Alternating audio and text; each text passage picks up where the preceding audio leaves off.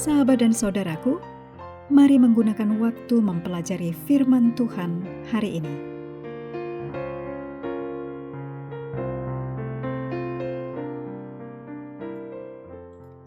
Hari Kamis tanggal 26 Februari, judulnya Kuasa Injil.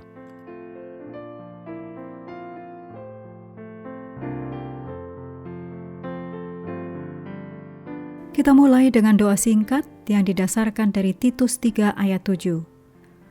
Supaya kita, sebagai orang yang dibenarkan oleh kasih karunia-Nya, berhak menerima hidup yang kekal, sesuai dengan pengharapan kita. Amin.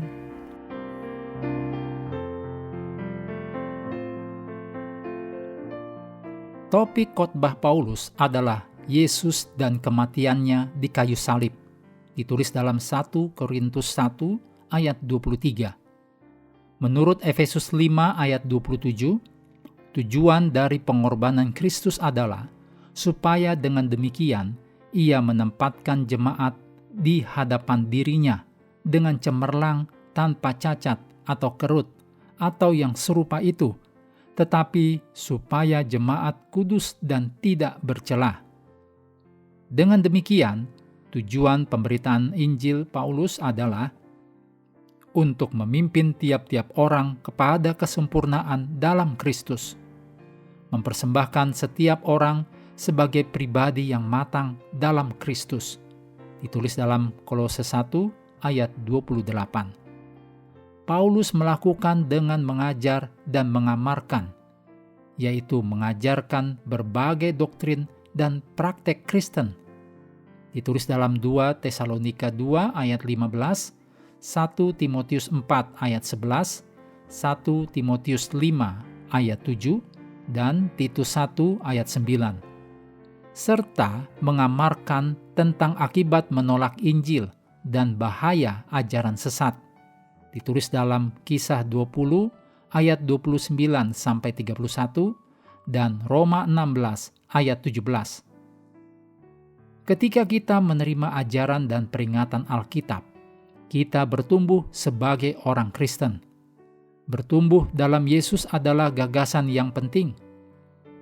Orang tua merayakan kata pertama dan langkah pertama bayi mereka, juga ketika anaknya belajar membaca. Tetapi bagaimana jika ada anak tidak belajar berjalan atau berbicara setelah bertahun-tahun? Orang tuanya pasti khawatir, bukan? Pertumbuhan dan perkembangan adalah hal yang normal dan diharapkan. Hal yang sama berlaku dalam kehidupan Kristen.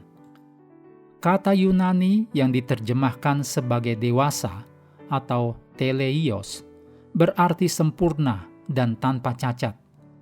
Melalui proses pertumbuhan rohani, kita semakin menyadari kedalaman hukum Tuhan dan bahwa tuntutannya sangat luas. Ditulis dalam Mazmur 119 ayat 96. Kita memahami bahwa hukum itu mencakup pertimbangan dan pikiran. Ditulis dalam Ibrani 4 ayat 12. Namun, kita perlu berhati-hati. Itulah sebabnya Paulus menggunakan kata menasihati dalam Kolose 1 ayat 28. Ada jalan yang disangka orang lurus, tetapi ujungnya menuju maut. Ditulis dalam Amsal 14 ayat 12. Pemahaman rohani berasal dari pengetahuan akan firman Tuhan yang dipimpin oleh Roh.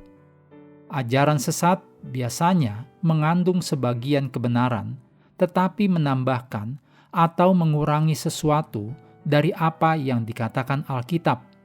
Ditulis dalam Yesaya 8 ayat 20. Cara ini seringkali berhasil. Orang mungkin tidak meragukan secara langsung apa yang dikatakan Tuhan. Tapi setidaknya dengan mempertanyakan apakah perkataan Tuhan itu benar-benar mungkin, atau apakah perkataan Tuhan itu berlaku atau masih relevan untuk zaman kita. Kita harus cerdik atau bijaksana seperti ular, tetapi tulus seperti merpati ketika harus membedakan kebenaran doktrin dari kesalahan. Berikut ini kutipan roh nubuat disadur dari God's Amazing Grace, halaman 20. Dalam kelahiran baru, hati diselaraskan dengan Allah, sebagaimana diselaraskan dengan hukum-Nya. Ketika perubahan besar ini terjadi pada orang berdosa, ia telah berpindah dari kematian kepada kehidupan, dari dosa kepada kekudusan, dari pelanggaran dan pemberontakan kepada penurutan dan kesetiaan. Para pengikut Kristus harus menjadi seperti Dia, melalui kasih karunia Allah untuk membentuk karakter yang selaras dengan prinsip-prinsip hukum Allah yang kudus. Inilah pengudusan Alkitab.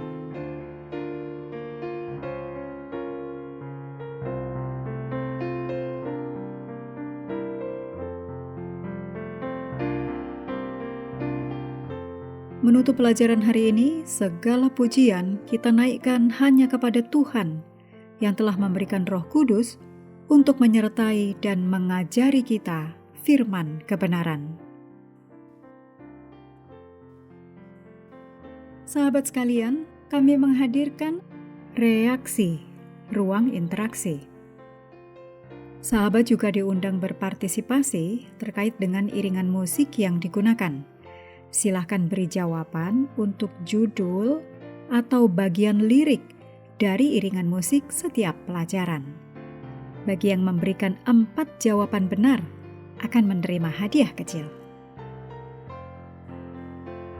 Terima kasih telah belajar bersama. Tuhan memberkati kita semua.